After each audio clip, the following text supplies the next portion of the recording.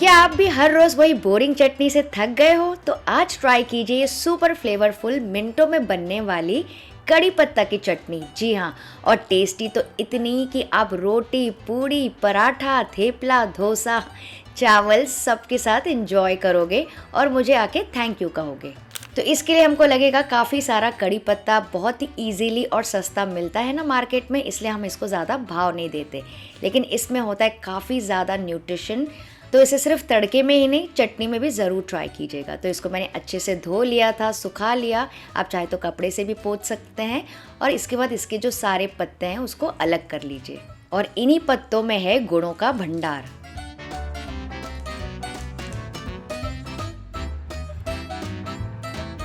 तो सारे पत्ते मैंने अलग कर दिए। अब नेक्स्ट एक पैन में मैं ले रही हूँ बस 1 से 2 टीस्पून तेल।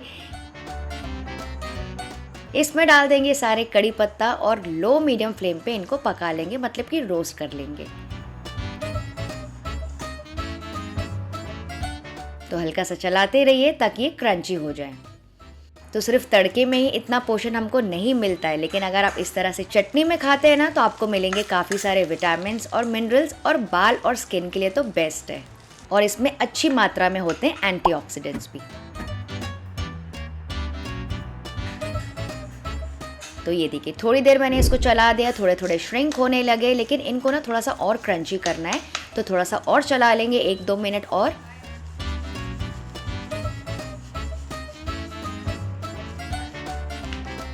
और अब देखिए कितने ज़्यादा क्रंची हो गए। और इस तरह से भुनने से ना इनकी शेल्फ लाइफ भी बढ़ जाती है, और ये ठंडे होने के बाद और भी अच्छे से सेट हो जाएंगे। तो इनको ट्रांसफ़र कर लेंगे प्लेट में और इनको कम्प्लीटली ठंडा होने देंगे।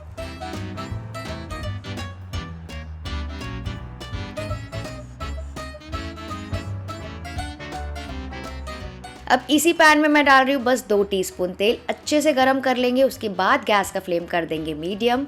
यहाँ डाल रही हूँ 1 टेबलस्पून भर के ज़ीरा, 1 टेबलस्पून भर के साबुत धनिया, 10 से 12 कली लहसुन की। थोड़ा सा चला लेंगे।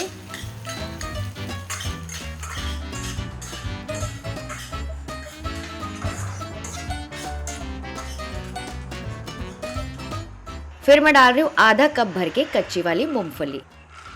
और फिर यहीं पे मैं डाल रही हूँ बस 2 टेबलस्पून चना दाल भी। इसको भी यहीं पे थोड़ा सा पका लेंगे ताकि इसका जो कच्चापन है वो ख़त्म हो जाए।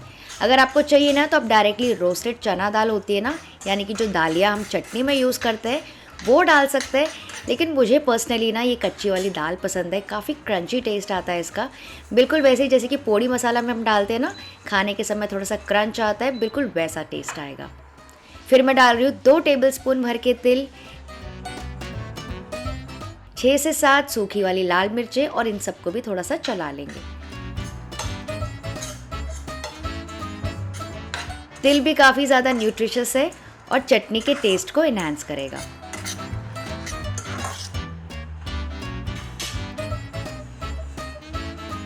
तो आप कह सकते हैं ये चटनी सिर्फ टेस्टी ही नहीं, काफ़ी हेल्दी भी है। अब गैस का फ्लेम कर देंगे लोएस्ट। आप चाहें तो यहाँ पे बंद भी कर सकते हैं। यहाँ पे मैं डाल रही हूँ आधा टीस्पून हींग, और 1/4 कप डाल रही हूँ सूखा नारियल, यानी कि नारियल का बुरादा। आप चाहें तो सूखे खोपरे को ग्रेट करके भी डाल दीजिए। इसको भी यहाँ पे भून लेंगे बस 30 से 40 सेकेंड के लिए, क्योंकि इन चीज़ों को भूनने में ज़्यादा समय नहीं लगता है, और पैन वैसे भी काफ़ी गर्म है, तो यहीं पे भून जाएंगे। तो जो भी पैन्स और कढ़ाइयाँ मैं यूज़ करती हूँ शूट में, उन सब के जो लिंक्स है आपको नीचे डिस्क्रिप्शन बॉक्स में मिल जाएंगे, आप जाके चेक कर सकते हैं। तो सारी चीज़ें अच्छी खासी भुन गई है, बढ़िया सी खुशबू भी आ रही है घर में। ट्रांसफ़र कर लेंगे बोल में और इनको कम्प्लीटली ठंडा होने देंगे, वरना अगर आप गरम में ऐसे पीस लेंगे ना तो भाप की वजह से चटनी में मॉइस्चर आ सकता है।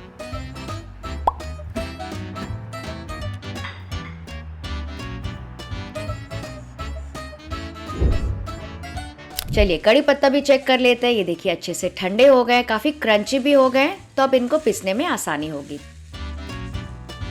तो मिक्सी में डाल देंगे सबसे पहले मसाला, जो कि हमने भून के रखा था, वो भी ठंडा हो गया है। सारे कड़ी पत्ता भी डाल दीजिए, 1 टीस्पून भर के नमक, और 1 टीस्पून डाल रही हूँ आमचूर का पाउडर खटास के लिए। आप चाहें तो 1 टुकड़ा इमली का भी डाल सकते हैं, और बस इनको पीस लेंगे। आप चाहें तो पल्स मोड में भी चला सकते हैं।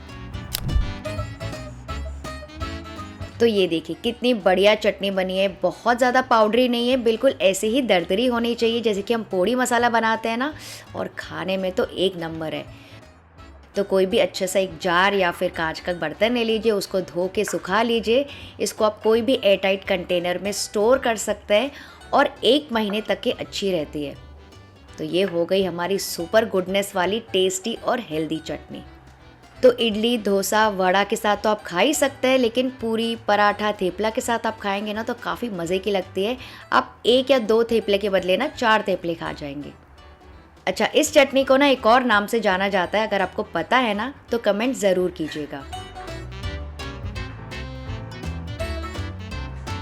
तो नॉर्मली हमारे यहाँ ना ये वाली चटनी गर्मा गर्म स्टीम चावल के साथ खाते हैं, ऊपर से घी डाल के। बहुत ही कमाल का टेस्ट आता है। तो कभी सब्ज़ी खाने का मन नहीं हो या फिर बनाने का मन नहीं हो तो इसके साथ भी आप चावल खा के बढ़िया सा पेट भर सकते हैं। तो एक बार ना मेरे कहने पे ये चटनी ज़रूर से ट्राई करना। और कौन सी चटनी आपको देखनी है मेरे चैनल पे वो भी बताइएगा। और अगर आज का वीडियो आपको थोड़ा भी पसंद आया ना तो लाइक, शेयर एंड सब्सक्राइब ज़रूर करके जाइएगा।